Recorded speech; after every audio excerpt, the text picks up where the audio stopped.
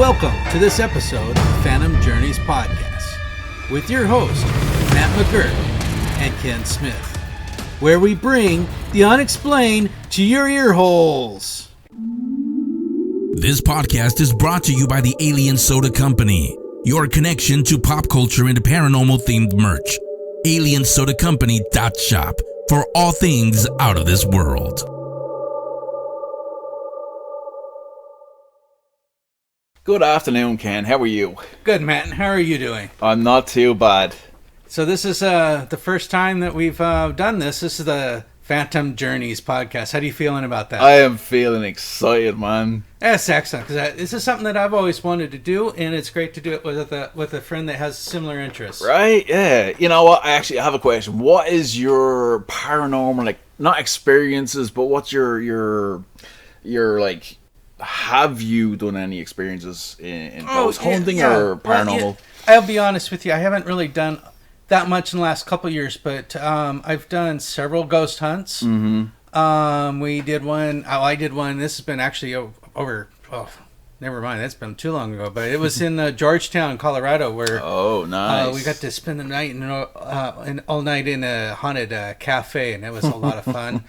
And then we've done a lot. I've done a lot of things since then. But I would say as much as I like ghosts and aliens and stuff, I'm a big fan of cryptids. Nice. And so most of the stuff I've done lately is actually going looking for Bigfoot, chupacabra. Mm-hmm. Well, actually, I haven't gone chupacabra hunting, but that's on the list. Chupacabra. Chupacabra, barbecue. That's what went into my brain when you said that. So there's a chupacabra seasoning that I really like too. Yeah, is it spicy or just does it bite back? I don't know. It's spicy without a bite, but it's good. It's flavorful. All right, cool. That's a free plug for anyone who catches and makes beef jerky. Oh my god. Okay. So, what's our... what about you? What just your experiences and your interests are? Yeah, I'm a bit tapped that way. So, I do have some personal experiences with paranormal from youth. Not ghosts, more precognitive stuff, but we'll talk a little bit about that on our episode. Future episodes. We're having a future episode where we personally share some of our experiences. Exactly. And then, but not to interrupt but what I'm going to find real excited about our podcast is that at the end of every episode, we're going to do experiential stories from people that we know and people that are listening and send us their experiences. We will send them in. We'll do it in a very dramatic reading and maybe scare everybody if they're listening late at night. And if you don't want your name, read out, we have no problem in changing names. We're confidential and private in that way. My experience with the paranormal, because of all the things that happened to me as a kid, I sought a paranormal research team. Well, let's also let everybody know you're from Ireland. I am from Ireland. So there is a little accent. just a little one, yeah. Oh no. So I grew up in Dublin, and you always hear stories. My personal experience. I joined a paranormal kind of like ghost hunting / hunt for the UFOs or this, that, and the other. Well, one of the things I've been interested in Dublin is that high on my list is I want to go hunting for the banshee. Oh, the banshee. I know it's a bad omen and you don't want to encounter it, but how cool is it to say I went to Dublin to hunt banshees? Hunt banshees. You want to be careful with those words. You should say maybe like search. Search. That's a much better word. One thing I will say about Ireland is even though it's very religious based, there are things in Ireland that exist, and they, if you're not careful, they will sneak up on you. I'm not saying that they're going to attack anyone, but I've seen things, and I cannot explain them. I've investigated many castles in Ireland. Sweet. I'll write up a quick list of which ones, because I can't think of them off the top of my head. Well, I'm sure that's everybody listening like, Oh, that's yeah, so right. awesome. I think Kennedy Castle maybe kind of sounds familiar, and Keep Castle. I can't remember. I have a bad memory. Anywho, so that's me. No for my waffle.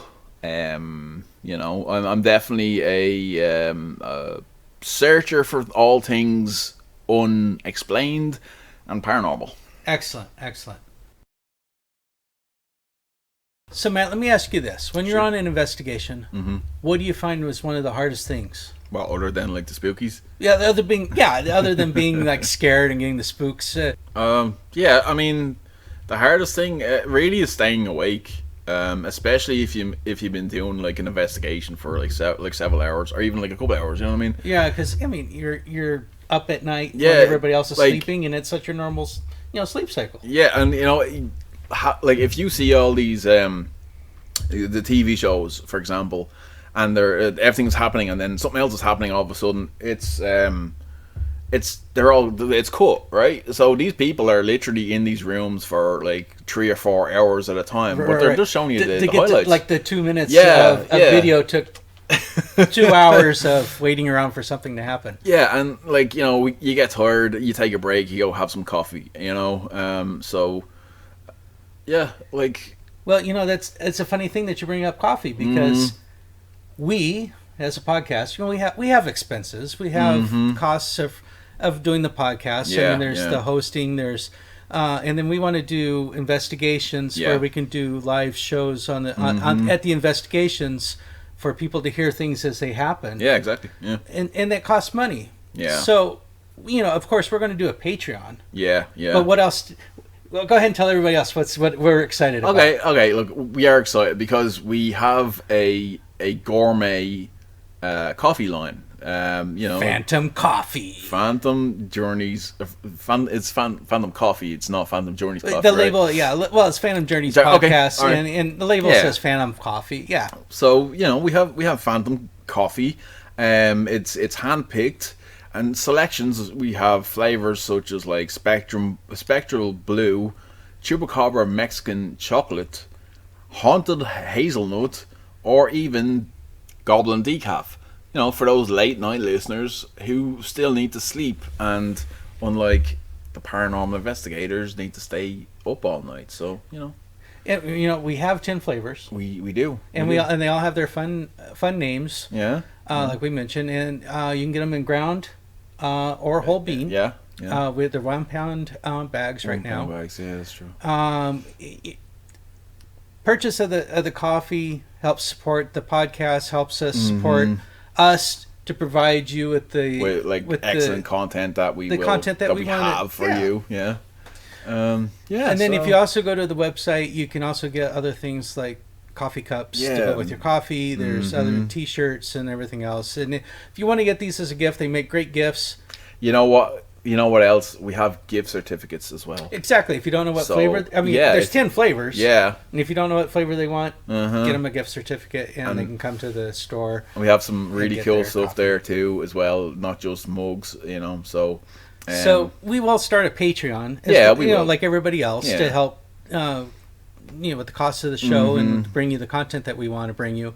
But don't you rather have coffee? Yeah. I mean, the coffee purchase helps support the show, but it also brings you something you can use every day. Yeah, exactly. And get a little mug to go with it, and then you can be like, hey, look, I listened to the podcast, and you have our names on it, and send us the picture, and we'll put you on the website. Put you on the website, and we'll have a little chat and stuff like that. So yeah. Well, sounds fun. But check it out. We appreciate it. PhantomJourneys.com, and you can click the Phantom merch button, or we'll probably even put up a button just for the Phantom Coffee as well. Yeah, absolutely. So every purchase helps bring the podcast to you, and helps us to bring the content that that we want to bring you, because this is a podcast. It's not our full-time job. And we're not looking to get rich. Yeah, we just want to have fun. We just want to be able to continue doing this for you. Yeah, and just bring you some really spooky and fun stories, and your stories too. So, we really appreciate everyone who has been listening so far, and we do hope to see you in the near future. So Thank you. Thanks. Appreciate y'all. Drink some coffee. So aliens, Ken. Aliens. Aliens in Vegas. Well, you know, it is near Area 51. It is.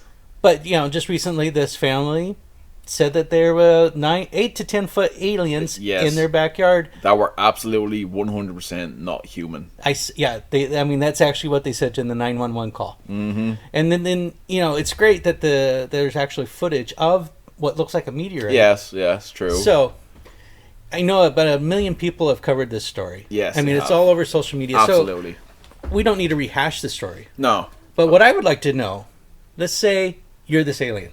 Yeah. Or we're the aliens. Yeah. Okay, so your spaceship just crash landed. And okay. Yeah. Okay, so my question is not only are people watching the story because these aliens might have been in these people's backyard. Mm-hmm. I think everybody's missing the big story. Is like there are 2 aliens running around the suburban neighborhood of Las Vegas, and nobody seems to be too concerned. Right. I mean, coyotes in my neighborhood, everybody's like, "Oh, bring your pets in." There's 2 aliens running around, and nobody seems to be forklifts, too concerned. apparently. Yeah, and what are they going to do with the forklift? Because they were seen around the forklift. Oh, I know what happened. Okay, what's that? They crashed, right? They were out. It's Vegas, you're partying, and they crashed, and they needed a forklift to lift their ship off the rock or whatever. Dig it from the ground or the burrow, the trough that it made when it crashed. Exactly. Yeah, I mean, they were just trying to borrow a forklift. They would have returned it, right? I would think so. I mean, sure they wouldn't take it with them in the spaceship, so you'd find wherever they crashed it at. Would it fit in a spaceship? I don't know. I mean, what about okay, let's say 2 10-foot tall aliens. Let's go with the high end. All right. You'd probably have to have at least a spaceship, 3 to 4 times taller and 5 times wider, just to accommodate the size? True. And here's another question. Nobody found the spaceship. Is there a max limit for a forklift? Because, I mean, a 10-foot tall person in a forklift, that's going to hurt. You all crouched over and stuff. Yeah, I don't know. I mean, I guess it depends on what kind of forklift it was, because I know I've worked at places where the stand-the-uppy ones. The racks up to 6 or 7 levels. That's true, actually. I was just thinking of a regular one, but... But, depending on the forklift, would the forklift even have enough weight or strength to pull up a crash flying saucer? I mean, I guess their intelligent beings that flew across the universe, maybe they thought, what, forklift will do it. Well, but 2 aliens roaming around suburban Vegas. Mm-hmm. And nobody's seen them in the backyard. No one's seen them looking through a window. I would be more concerned with aliens running around the neighborhood. Oh, for sure. I mean, the worst thing you'd have is being broken into by a pair of aliens. I mean, maybe they're heading back, trying to make their way back to Area 51. Maybe. You'd see them hitchhiking along right. the extraterrestrial highway? They're doing the road trip across, was it Area 66? No, Route 66? Or was that completely different? Completely different. Completely different, Matt. Completely different. Well done, Irishman. He's from Ireland, so. But, I don't know. It just seems like the bigger story is being missed here by aliens running around Vegas. Hey, watch out, Vegas. You got some aliens out there. I mean, what happens in Vegas stays in Vegas unless you're from another planet? I don't know. What happens on Earth stays on Earth. So anyway, that is our news story for this episode. I mean, we didn't really read the news, but everybody knows the story. It's been everywhere. We've seen the videos. You've seen 100 videos. If it's been on CNN... everybody knows about it because CNN doesn't cover this type of story that often. I don't know. So, I don't listen to a lot of news personally in that way. Vegas listeners, yes, if you're listening to our podcast and you've seen the aliens in your backyard, or you own the forklift that these aliens were seen around, reach out to us. You can contact us at info@phantomjourneys.com, and you can also check us out on our new website, phantomjourneys.com. Absolutely. And let's get on to the show. What's our story for today? Oh, we have a good one today. Today we're going to be talking about the Thunderbird Thunderbirds. Excellent. I will not say our go. Well, I'm excited about this story because I love the Southwest of the United States. Mm-hmm. And the fact that I've actually gone out and I've actually done skinwalker hunts. I don't know where to actually classify them, but to me they're kind of a cryptid / paranormal. Yeah, for sure. But not that I ever wanted to encounter one either. But if one wanted to change in front of me and from a distance and they didn't see me, fair enough. Who am I to argue? Yeah, right? Absolutely. But anyway, I love the Southwest of the United States. So when you brought up Thunderbirds and my interest in the Native American lore, absolutely, this was fascinating. Yeah, absolutely. If any of our listeners are Native American or have experiences with the Thunderbird, feel free to send us an email and we'll be happy to read it out on our podcast. And we'll give you all the contact information at the end of the episode. All right. Shall we get into it? Go for it. All right. The Thunderbird, a Native American supernatural myth, having the ability to sound like thunder with each flap of its wings, and as lightning emerged from its beak as a sign of growth and rain. Being hit by lightning and surviving meant you received the powers from the Thunderbird, and now you become the village shaman. Now, I'm sure the Thunderbird was a way for natives to ease the minds of their children by teaching them of powerful birds bringing growth and rain to dried lands, and in some small ways, perhaps children wouldn't be as frightened of thunder if they thought it was some giant bird, respectfully. Right. But there's also you hear recent stories of birds actually trying to pick kids up. So I'm sure that was part of it too. A bit of both. So they were absolutely respected, but also feared. Think about living in an area that doesn't have great drainage. It's in the desert, so either the water goes down or goes deeper, which could also mean life or death. Does that make sense? Goes down or goes deeper? Because the flash floods are nothing to be take lightly when you're in the Southwest. Yeah, for sure. Some of those, you may be in an area where they didn't even have clouds, but 3 miles up there's a thunderstorm, and next thing you know, you're in the middle of a torrential flash flood. So that makes perfect sense. All right.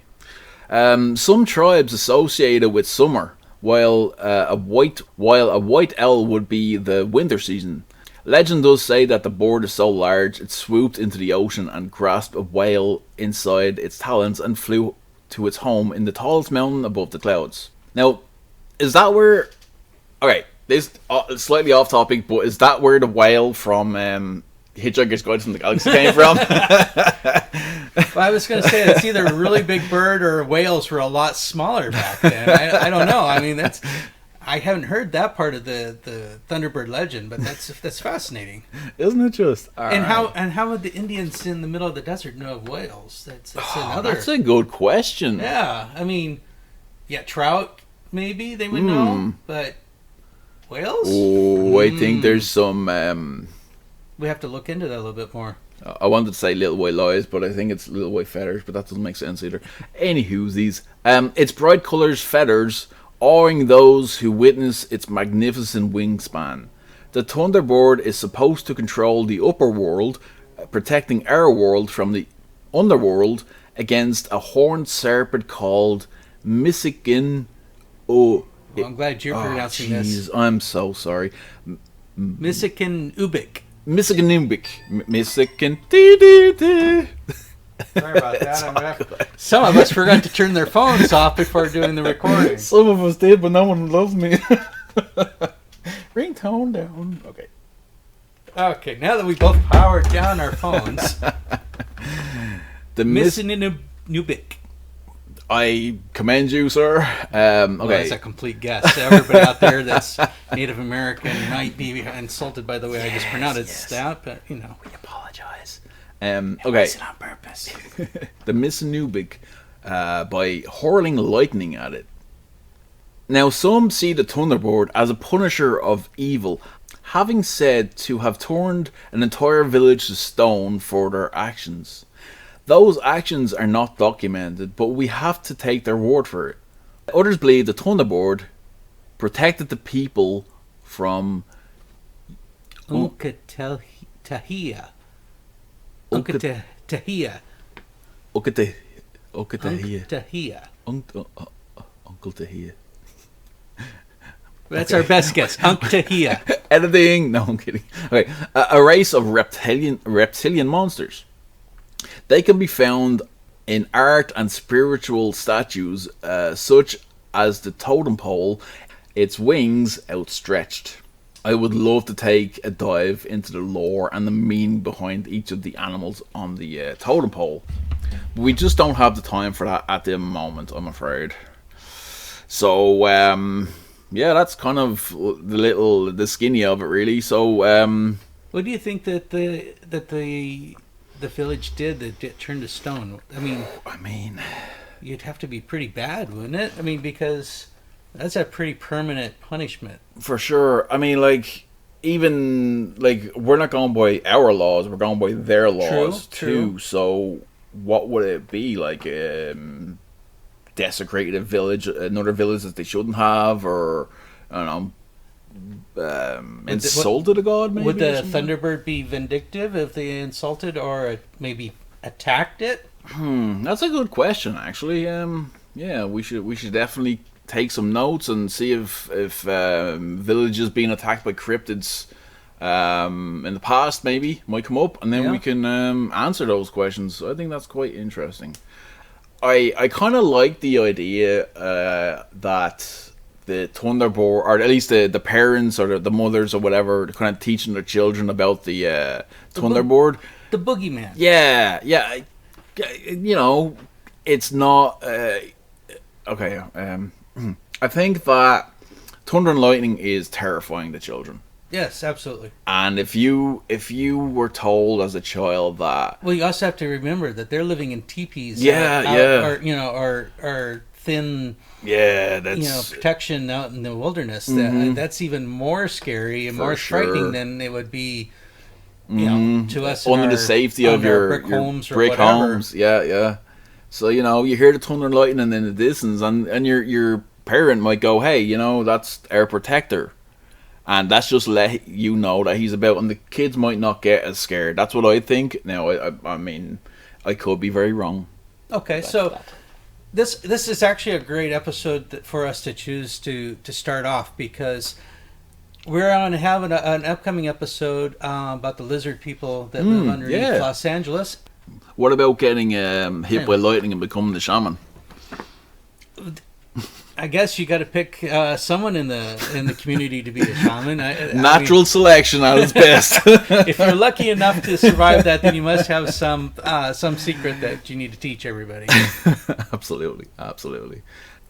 I think this is actually a perfect episode to start off with the Thunderbirds, because in it you have the mention of that the Thunderbird protected the people from a race of reptilian monsters. Yeah. Later on in episode, we're going to talk about the lizard civilization that lives under Los Angeles. Cool.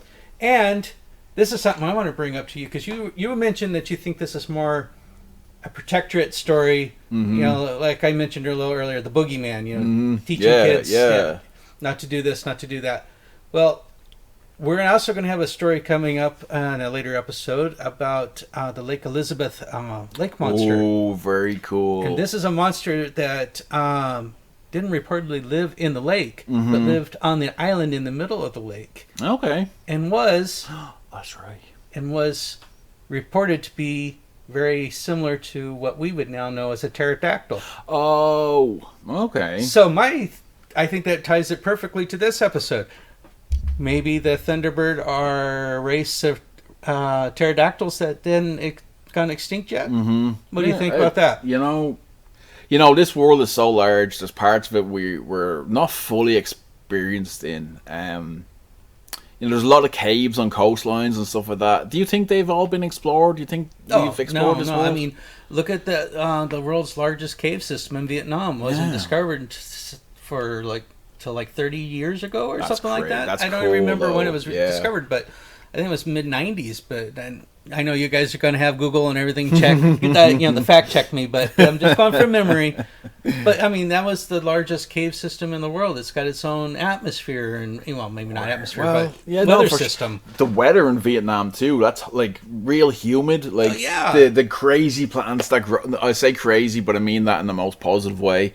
Different, unusual from here. Huge, yeah. So it's very possible. We should look into the lore of Vietnam and Japan, or see if there's. Yeah, absolutely. I love folklore and looking into everything. Absolutely. I wish I'd known that about 40 years ago when I was looking to figure out what to do in college. I would have would have gone for folklore or become a folklorist. A cryptonologist. If that was a course, man, sign me up. I'd be the first one with my doctorate in cryptology, if possible. For sure, man. All right. So, what's that bring? I mean, if you came face to face with a Thunderbird, what would you do? Do I have my phone with me? Sure. I would try to take a picture. I would try to record it. Because nobody's going to believe you. And even nowadays, with Photoshop becoming so easy and AI, nobody's ever going to believe you. So, I don't know. I'm a retired photographer, so I always thought the greatest job would be to go around the world and go hunting for mysteries and documenting them with camera, but the first thing I'd do, I guess the second thing I'd do after soiling my underwear would probably to try to take a picture before I figure out if I was on the menu or I had a chance to run away. Yeah. How about you? I honestly, I think the first thing that pops into my mind is not to take a picture. I'm weird like that. But I think I'd try and talk to it. As weird as that sounds, maybe. What would you say to it? Hey, Mr. Thunderbird. Howdy. Hey, man. Please don't eat me. Yes. Yeah. Flap your wings for this. You'd have to speak really loud if it's big enough to pick up a whale. Oh, that's His ears true. are way up there. Would it be able to understand us though? Was the whale calling and it heard it and picked it up, or did it just sail under the water? I guess birds have bird's eye vision. Its mother or something. I don't know. Maybe the whale jumped out to sea and it came down and just happened to grab it. Who knows? Yeah. So So that was a very interesting story. Absolutely. And So, anytime that you want to go looking for Thunderbird, count me in. Absolutely. The question is, should we? I guess it depends on which side of the fence you are, as whether it's a protector or a destroyer. I mean, if it's there to protect people, then I don't think you have anything to worry about. But if it's there to, I don't know, punish the evil, as it said, it depends on what kind of intention you go in with. Yeah, for sure. That's a big thing with the paranormal as well. I've been on investigations with people who shan't be named, who like to invoke spirits, which I am completely against. Oh yeah, I mean, you gotta. I've always. Well, first of all, this is just our personal feelings on the things we've seen and the experiences we've had, but I have a hard time believing everything is suddenly demons. Yeah. And I feel that if you're going to go into these situations, regardless if it's cryptids, ghosts, or aliens, you kind of have to have respect for the subject you're going into. Absolutely. And if you're going in tending to do harm, well, I think they can sense that. And for sure. Yeah, I completely agree with you. It's if you want to kind of scientific kind of look into it, we're all energy, and there's positive energy and negative energy. Now, I don't think negative energy is typically bad. Usually bad, and positive energy is kind of good. But if an energy is, I don't know, I'm just gonna say positive, y'all gonna get like hate mail. I'm gonna get hate mail after this from all the awesome scientists out there. Love yous. Matt McGuirk. Yeah. There's scientific theory. Let's just say that, because I, again, don't want to be scrutinized for this. We aren't professionals. No, we're not. You mad? That if you yell bad things at a thing of rice, it'll turn brown. Whereas if you're positive, it'll continue to stay its natural color. I know that they've said things like with houseplants and stuff too. Yeah. Or sing to them. Or, if you're nice and sing to them, they seem to be healthy. If you yell and scream at them, which I haven't done personally, but for sure, that's what I've heard, though. All right. Absolutely. Yeah, it's interesting. Let's take a little break here, and after our sponsors, we will have a little story for everyone. Ooh, story time! Story time!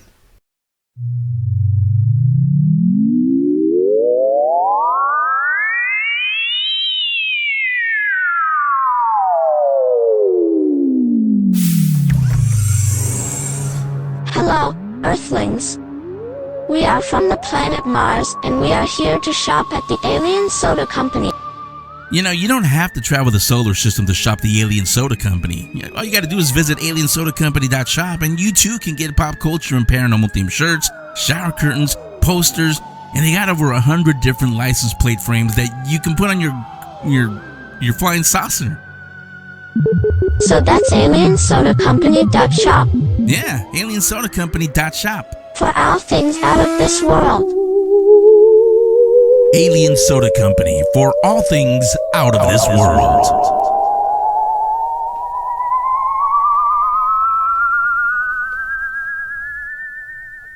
Use coupon code PHANTOM for 10% off your entire purchase. Do you want to stand out at Ren fairs or LARPing? Would you like to do something special for bridal wear or handfasting? Or add some unique bling to your everyday style?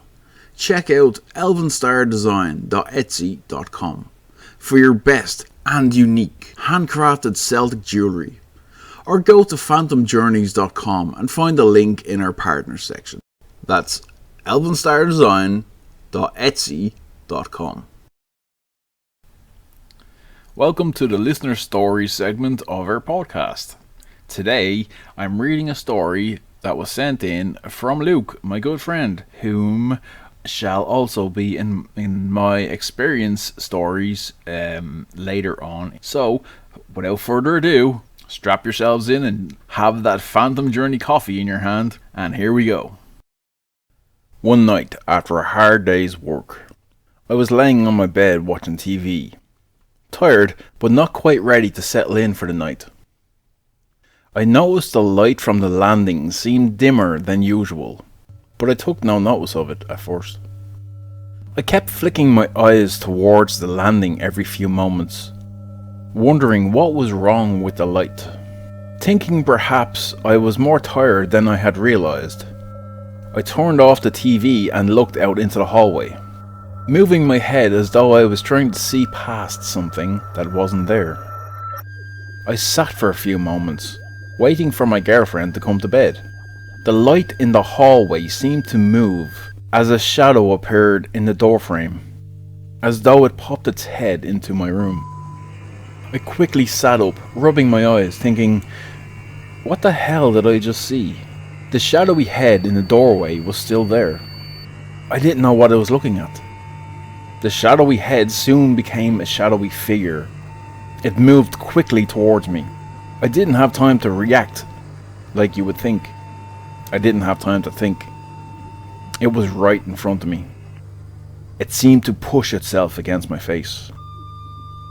It was no longer a shadow, but it was blurred like faded light. I was so freaked out I couldn't move. It soon faded to nothing, and the light in the room returned to its normal light. A few nights later, after nothing else had happened, I was lying in bed. This time I was too tired to wake up, and I began to fall asleep. What seemed like a few moments had passed, as I knew I had dozed off. I felt the covers move and thought, oh, she's come to bed at last. I felt her arm wrap around my chest, and as I reached to touch my arm against hers, there was nothing there. I quickly turned around, hoping I would bump into her, but there was nothing there. Did you enjoy today's listener story? Would you like to share your own? Well, you can go to phantomjourneys.com and leave your own listener story by clicking the link provided. Or you can send us an email at stories@phantomjourneys.com. Please let us know if you want to use your real name or remain anonymous. We ask that you send us true paranormal experiences and not fictional stories. You can also check out phantomjourneys.com for our latest episodes, news, and our new gourmet Phantom coffee line, where we also have other cool and spooky coffee mugs, t-shirts, and gifts. The views expressed in this podcast express the views of the hosts and not the sponsors or any other entities. Living or dead. Well, Matt, that's it. That's the first episode. Wow, man, What do you think? Fun. Oh, that was really fun. I can't wait for the next one. You know, there's always that, oh man, I'm going to be on the podcast. Oh, what am I going to do? And like, no, that was actually fun. Wasn't it? Yeah. I enjoyed it. I'm looking forward to doing a lot more. Awesome. So thank you everyone for joining us on our first episode. We're excited. We had a lot of fun doing it. We hope that you guys had fun listening. Absolutely. Yeah. I mean, we aren't listening, but we had fun. So join us next week on the Phantom Phantom Journeys Journeys podcast. podcast.